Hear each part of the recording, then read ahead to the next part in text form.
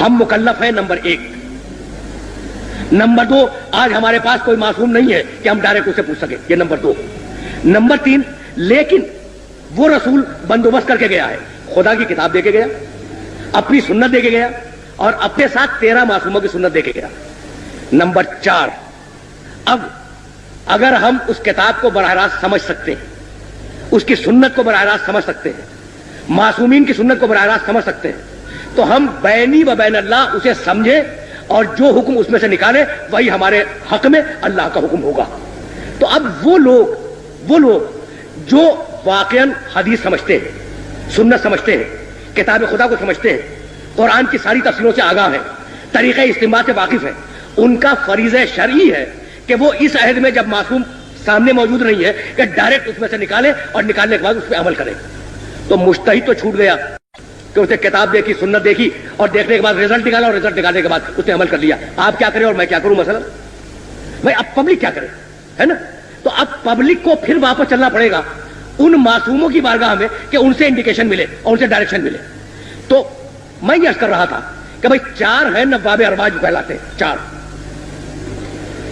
ان 4 کے آخری ہے علی ابن محمد سیمری, سن 329 ہجری میں ان کا انتقال ہوا. انہوں نے خط لکھا امام کے نام, خط کا جواب آیا, وہ ٹیکسٹ, وہ جواب آج تک بہار الانوار میں, کافی میں اور دوسری جگہوں پہ موجود ہے. پہلے تو سوالات کے جوابات دیے امام نے, اور اس کے بعد کہا کہ اے علی ابن محمد سیمری, 1 ہفتے کے اندر تم اس دنیا سے اٹھ جاؤ گے اور تمہارا انتقال ہو جائے گا, اور میں غیبت کبریٰ میں چلا جاؤں گا. فمن ادعى الرؤيا فهو كذاب مفتر. اور اب جو غیبت کبریٰ میں گیا تو کوئی شخص اگر میری رویت کا دعویٰ کرے, میرے مشاہدے کا, میری رویت یعنی میرا دیکھنا, اس کا دعویٰ کرے, ادعا کرے, یعنی نیابت کا ادعا کرے, تو وہ کذاب ہے اور جھوٹا ہے. تو اب خطوط امام کے پاس جاتے تھے, امام جواب نہیں دیا کرتے تھے. بات تو مکمل ہو گئی نا. اب میں جا رہا ہوں, یہ خطوط والا کانٹیکٹ ختم ہو گیا. تو وہ عمل حوادث الواقعہ فرجعوا الی روات احادیثنا, دیکھو قیامت تک آنے والے جتنے بھی مسائل ہیں ان میں ہمارے راویان حدیث کی طرف رجوع کرنا, جو لوگ ہماری حدیثوں کی روایت کرتے ہیں ان کی طرف رجوع کرنا. یہ نہیں کہا کہ اپنی عقل سے مسئلے حل کر لینا, عقلی گدے لڑاتے رہنا اور جو الٹا سیدھا سمجھ میں آ جائے اس پہ عمل کر دینا. نہیں, ہم حدیثیں دے کے جا رہے ہیں, ہم اپنے اقوال دے کے جا رہے ہیں, ہم قرآن مجید کی تشریح دے کے جا رہے ہیں. تو قیامت عمل حوادث الواقعہ, قیامت تک آنے والے جتنے بھی تمہارے مسائل ہیں تمہارے, ان سب میں کس کی طرف رجوع کرو؟ ہماری حدیثوں کی روایت کرنے والوں کی طرف رجوع کرو. تو یہ جو ہمارے یہاں ایک کیٹیگری بنی ہے جنہیں ہم مجتہدین کہتے ہیں, یہ در حقیقت معصومین کی حدیثوں کے راوی ہیں. یہ فقہ سمجھتے ہیں, اصول فقہ سمجھتے ہیں, طریقہ استنباط سے واقف ہیں, صحیح حدیث کو سمجھتے ہیں, غلط حدیث کو سمجھتے ہیں, کون سی تقیہ میں بیان کی گئی, کون سی تقیہ میں نہیں بیان کی گئی, ان ساری چیزوں کو سمجھتے ہیں. اور کرائیٹیریا وہی ہے کہ بھائی ہم مکلف ہیں, معصوم ہمارے سامنے نہیں ہے, کتاب پوری طرح واضح نہیں ہے. تو اب جو بھی رسول ہمیں دے کے گیا ہے اس سے جو ہم استنباط کریں گے اور جو ہم اخذ کریں گے, اس اخذ و استنباط کو ہم اپنے لیے حجت قرار دیں گے. تو ان کے لیے تو حجت ہو گیا. لیکن 12ویں نے غیبت کبریٰ میں جاتے جاتے پوری انسانیت کو اور اپنے پورے چاہنے والوں کو یہ حکم دیا کہ تم اگر کسی مسئلے میں پھنس جاؤ اور تمہاری اگر کوئی پرابلم ہو تو تم ہماری حدیث کے راویوں کی طرف رجوع کرو. اب اس راوی حدیث کو آپ چاہے مفتی کہہ لیں, چاہے مرجع کہہ لیں, چاہے مجتہد کہہ لیں, چاہے کچھ اور کہہ لیں, حکم امام یہ ہے کہ اگر تم کسی مسئلے میں پھنس جاؤ اور اٹک جاؤ اور تمہیں اس مسئلے کا حل نہ معلوم ہو تو اس کی طرف رجوع کرو. اور یہی حکم قرآن تھا کہ فاسألوا اہل الذکر ان کنتم لا تعلمون, اگر تم جاہل ہو تو اہل الذکر سے سوال کرو. اب میں آپ کو ایک موضوع, عربی زبان ایک ہے لفظ طہر, قرآن میں استعمال ہوا ہے. اچھا, طہر کے عجیب معنی ہے. طہر کے معنی عورت کی زندگی میں مہینے کے اندر وہ پیریڈ جس میں عورت نجس ہوتی ہے, اسے کہتے ہیں عربی زبان میں طہر. اور مزے کی بات یہ ہے کہ اسی عربی زبان میں طہر کے معنی ہے عورت کا اس نجاست سے پاک ہو جانا. تو ایک ہی لفظ میں نجس ہو جانا بھی مطلب ہے, اور ایک ہی لفظ میں پاک ہو جانا بھی مطلب ہے. اب قرآن نے کہا، بھائی بڑی مجبوری ہے کہ میں اس کو واضح کرنے پہ مجبور ہوں. قرآن نے کہا کہ دیکھو عورتوں کے قریب مت جاؤ جب تک کہ وہ طہر میں نہ آ جائے. اب بتائیے کیا مطلب نکالیں گے آپ؟ اچھا قرآن ہے اور تھوڑی دیر کے لیے آپ فرض کریں کہ حدیث ایک بھی نہیں ملتی اس کے اوپر. یہ مفہوم بات کر رہا ہوں تاکہ بات واضح ہو جائے. حدیث ایک بھی نہیں ملتی اور آیت رکھی ہوئی ہے کہ عورتوں کے قریب مت جانا حتی یطہرنا، جب تک کہ وہ طہر میں نہ آ جائے. اچھا تو اب رزلٹ کیا نکلا؟ ایک تو لفظ قریب آ گیا. ایک قریب جانا پاس بیٹھ جانا، دوسرا قریب وہ جانا جو نکاح کا منشا ہے. تو قریب جانے کے معنی کیا لیں گے آپ؟ پہلا سوال یہ ہو گیا. دوسرا سوال یہ ہو گیا کہ طہر کے معنی کیا لیں گے؟ کہ نجاست ڈسکنٹینیو ہو جائے یہ معنی لیں گے، یا وہ باقاعدہ غسل کر کے طاہر ہو جائے یہ معنی لیں گے. تو ایک چھوٹی سی آیت کے 4 معنی نکل آئے. عورت کے پاس بھی نہ بیٹھو پہلا معنی، عورت سے مقاربت نہ کرو دوسرا معنی، جب تک کہ مینسز ڈسکنٹینیو نہ ہو جائے تیسرا معنی، جب تک کہ وہ غسل نہ کر لے چوتھا معنی. تو ان 4 معنیوں میں سے کیا قسم کھا کے آپ کہہ سکتے ہیں کہ مراد الہی کیا ہے؟ دنیا کا معصوم کے علاوہ دنیا کا کوئی انسان نہیں کر سکتا. تو مجتہد بینہ و بین اللہ یہ طے کرتا ہے کہ ان 4 معنی میں سے شاید مراد الہی یہ ہو. اس شاید کے اوپر وہ فتویٰ دیتا ہے. تو جب اسے یقین ہو جاتا ہے کہ میں اپنی حد تک پورا تفاحص کر چکا، ساری روایتیں دیکھ چکا، قرآن کی جتنی بھی ریلیونٹ آئی تھی وہ سب میں نے دیکھ لی، اور میرا ضمیر میرا باطن یہ کہہ رہا ہے کہ بھئی یہ معنی مراد لینے چاہیے، تو اس معنی کو مراد لے لیتا ہے. ہو سکتا ہے کہ اسی کے زمانے میں اور اسی کا ہم اثر کوئی اور مجتہد ہو اور اس کے نزدیک ان 4 معنیوں میں سے کوئی اور معنی اپیل کر جائے اسے، تو یوں فتووں میں اختلاف پیدا ہوتا ہے. اچھا اب اس کی مثال میں اور بھی واضح کر دوں.